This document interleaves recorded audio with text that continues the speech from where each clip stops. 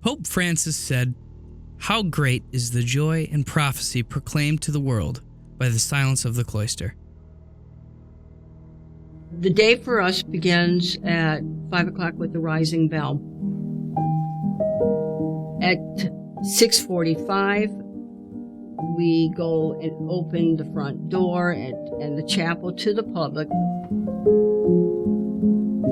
Mass begins at 7:15.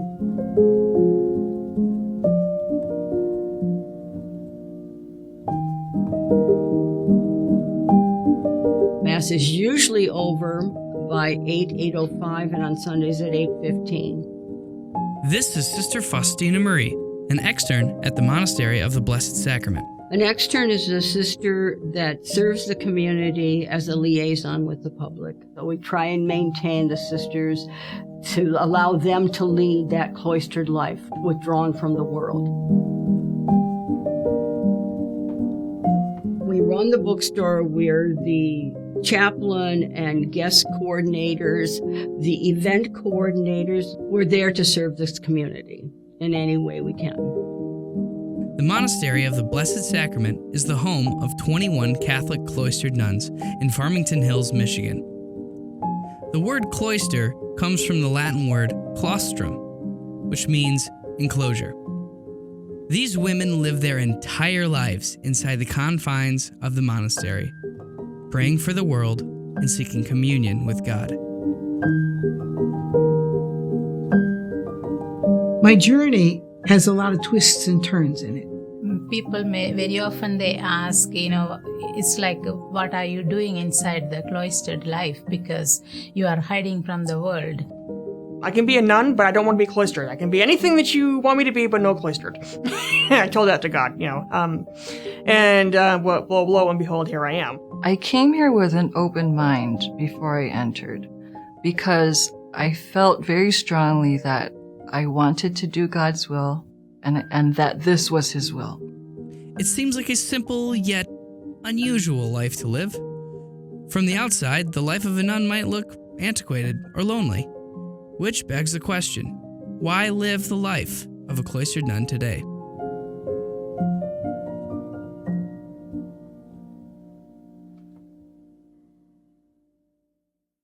Since the days when Jesus walked the earth, people have been dedicating their lives to follow Him. In the early centuries of Christianity, just to be Christian was radical enough, since it often led to martyrdom. As Christianity became more accepted, however, some began to seek a white martyrdom, a life of total dedication to God. In the early 300s, a man named Anthony heard a call to live as a hermit in the desert, leaving behind everything to follow Christ. St. Anthony wanted to develop the spiritual man, wanted to follow the most radical and challenging elements that Jesus teaches us in the gospel. Many others began to follow his example. Men, and possibly women, were attracted by his way of life, out in the desert and living by himself, a very ascetical life. He would be the spiritual father, teaching them about the spiritual life. Soon after, St. Pachomius gathered together some followers to live a commune or cenobitic lifestyle.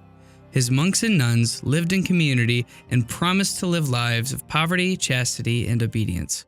All of these elements, when we talk about poverty, chastity, and obedience, when we look at these evangelical counsels, they are not merely suggestions, but a part of Christian life itself. St. Therese had this desire to give herself to God that encompassed every vocation imaginable. She wanted to be a mother. She wanted to be a priest. She wanted to be a missionary. She wanted to do all these different things. And she didn't know how she could satisfy her desire for God. And then she looked in the scriptures and she realized that I will be love in the heart of the church, and that's my vocation, because her desire was too big to give to just one thing. We know her as a woman who is filled with love, filled with joy, a vitality and an enthusiasm for the gospel that we begin to see more clearly how that can be so important to the life of the church. Wearing a habit, it holds me accountable. It holds me accountable to a way of life and a behavior that should radiate God. It's an invitation to people. And I love proclaiming, I love Christ. And that's what, to me, the habit does. I love God.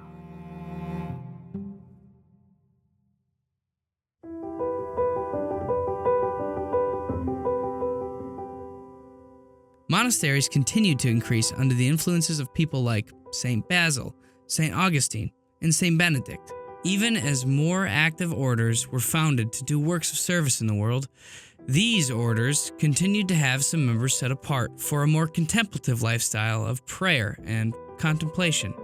It's a monastic tradition that monks in choir are like knights in the lists. They are jousting with the enemy for souls.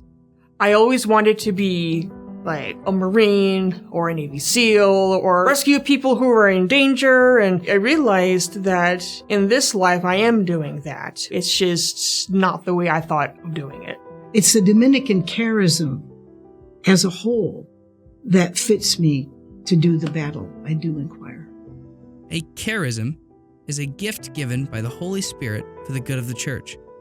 All religious live similar lives of poverty, chastity, and obedience within the community. But there are also differences between the various orders. Each religious order has its own charism. Among the many cloistered nuns in existence are the Dominican nuns, members of the Order of Preachers, like the nuns we spoke to at the Monastery of the Blessed Sacrament. Their charism is summed up in the motto, Veritas, truth. It's not just that I'm a contemplative, but I'm a Dominican contemplative. And the Dominican charism is monastic, it's contemplative, and St. Dominic wanted us to study to become women of the word, women of truth. Dominicans proclaim the truth as priests, brothers, and active sisters around the world.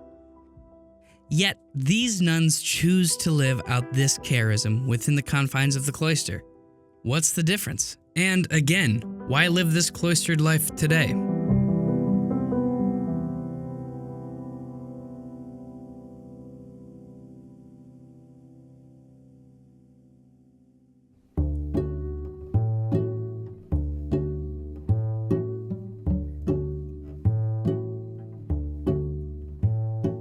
My name is Sister Maria Guadalupe, and when I'm out in public and I'm asked the question, are you a nun?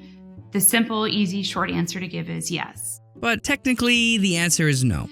So the key difference for us as religious sisters is that we have an active apostolate, which means that we do not spend our days within the walls of our convent. We go out into the world.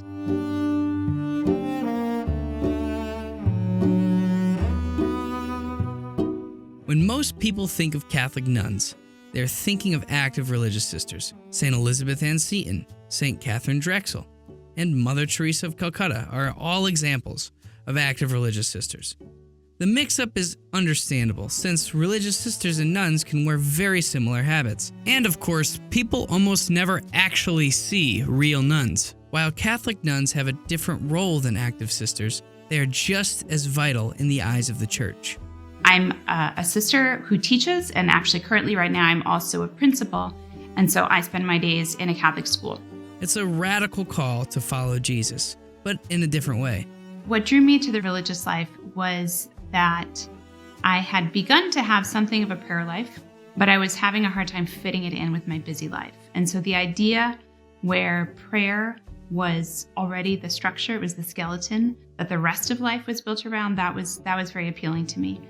And then the second, and really where my call came from, was a sense of gratitude to God for all that He had given to me, all that He had done for me. I had a moment in prayer where I really realized that everything was from Him, and I had an impulse to give back to Him.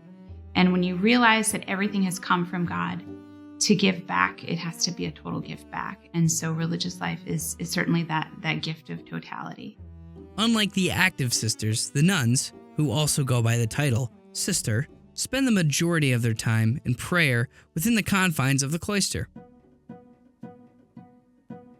I had a profound experience of the Lord Jesus in 1974.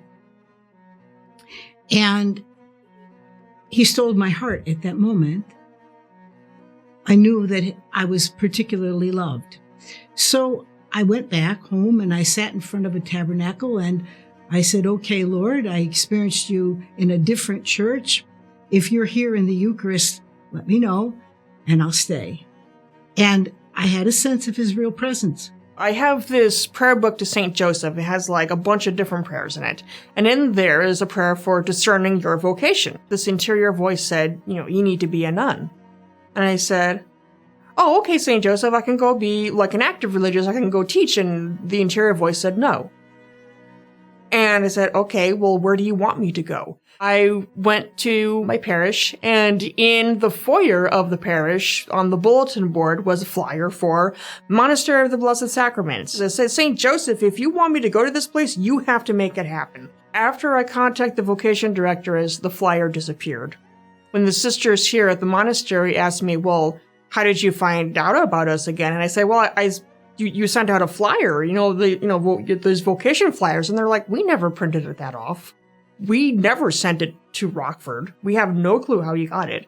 And I never saw the flyer again. Never challenge St. Joseph to do something because he will do it unless you absolutely want it to happen. So that's how I ended up here. While Catholic nuns have a different role than active sisters, they are just as vital in the eyes of the Church. Cloistered nuns are the beating heart of the Church. I think that to understand our vocation in this day and age is to understand the truth of enclosure. Enclosure doesn't close us in. Enclosure protects us. And every beating heart needs a rib cage to protect it from assault. That's what our enclosure is. Their commitment to prayer, their commitment to the contemplative life becomes fundamental to the possibility of the Church remaining faithful, remaining on target, remaining focused. The thought of dedicating your life to prayer might sound easy. I mean, if you're doing it wrong, you could get away with doing nothing in some cases. But it takes quite a lot of discipline and willpower. A lot of the discipline you have to enforce yourself. The way my novice mistress put it once was, the contemplative life is the hardest life to live well. It's something that I think you don't expect before you enter. You think, and you even maybe want, someone telling you exactly when you're supposed to do everything. And then when they don't, you're like, well, why didn't you tell me to do this? Like, well, because you're a grown woman and you have to be responsible. So. From the beginning, I longed to live in the contemplative life. I really enjoyed silence and solitude. The struggle is there everywhere because we are human beings and we have always, difference in our opinions. We argue, but the joy that of the religious life is, by the end of the day, we are one. We smile each other, we hug each other. We don't even think that we had any argument. That is the joy that gives all of us the strength to continue this life, the beauty. We are one in mind and heart. Nuns work and pray not only to become holy themselves, but to better the lives of others. The whole world benefits from their prayers. The cloistered nuns, they offer their lives in prayer and in sacrifice for the whole church. And as an active Dominican sister, I often think that we could not do what we're doing in the classroom without the prayers of our cloistered nuns who are praying for us without ceasing. Contemporary society is just spinning out of control. And we are so taken up by distractions that we ignore the human spirit and the grounding that is necessary in God Himself. We need a community witness in the world that demonstrate it is possible for us to aspire to a higher spirituality. It becomes increasingly more important that the world recognize who they are, what their contribution is, and why it is so important. So why live the life of a cloistered nun today? If you have a calling to the cloistered life and you ignore it and you try to do something else with your life, even something heroic, it doesn't fit. And nothing that you do in life will fit. When you have a calling and you actually respond to it, everything just clicks. I feel like you kind of just get a sense and you just get a feeling that's where I need to be. It's almost just something that God puts in you, and once you find it, you're like, there it is. When a woman is called by the Lord, she's drawn by her heart. She falls in love. And when you're in love, you have to follow your beloved. And when you're in love, you want to be alone with your beloved. And that's what the cloistered life affords. They say, oh, thank you, you've given up so much. I haven't given up anything. I have gained so much that anything I have given, my house, my anything else, is nothing compared to the beauty of what you've gained, what you gain when you're living in this life. A woman whose heart is so captured by Jesus that she wants to be with him and him alone, that the cloistered life is the place for her. Being a nun is about living life in communion with God. The nuns are conduits of God's mercy, and they amplify that mercy for the whole world. Their lifestyle is unique, it's sacred, and it's joyful. This is the joy proclaimed to the world by the silence of the cloister that Pope Francis talks about. It's a joy few people get to experience, but within their cloisters, nuns are praying for you, and they're at peace in the joyful knowledge that they've dedicated their lives to something that will last for all eternity.